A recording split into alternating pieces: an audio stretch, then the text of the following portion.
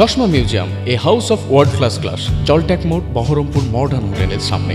অবৈধভাবে হোটেল নির্মাণ এবং সেখানে দেহ ব্যবসা চলার অভিযোগ তুলে বুধবার মুর্শিদাবাদ থানায় লিখিত অভিযোগ দায়ের করলেন খোরদিঘি এলাকার বাসিন্দারা।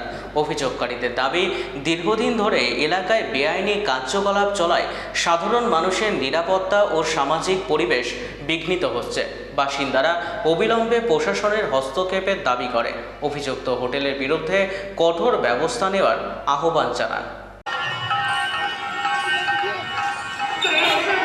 কার্জন ব্রিজের ওখানে যে হিন্দুস্তান হোটেলটা আছে, ওটা মোটামুটি বছর চারেক থেকে ওখানে মানে মেয়েদের একটা দেহ ব্যবসা করে, কিন্তু এর আগে আমরা বলতে গেছি বা বলেছি, তখন কোনো গুরুত্ব দেয়নি।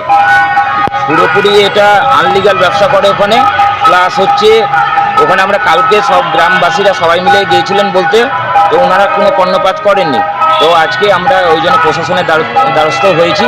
প্রশাসনকে আমরা সমস্ত তথ্য দিলাম এবং গ্রামবাসীদের পুরো স্বাক্ষর, পুরো আমাদের খোরদিঘি গ্রামের স্বাক্ষর দিয়ে থানাতে জমা দেওয়া হলো। এরপর আমরা এসডিওকে দেবো, বিএলওকে দেবো এবং পঞ্চায়েতে দেবো।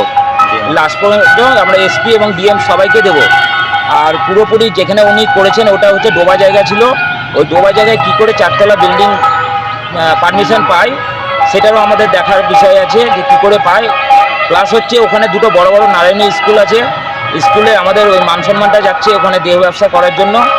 আর ওখানে যে একটা প্রাচীর দিয়েছে আবার রোড গা লাগা ব্যাক, ওখানে যখন তখন অ্যাক্সিডেন্ট ঘটতে পারে, এর দায় ভাই কে নেবে? আর অ্যাক্সিডেন্ট ঘটলে তো ওখানে আমাদেরই ক্ষতি হবে। হোটেলটা হচ্ছে প্রদীপ তিওয়ারি।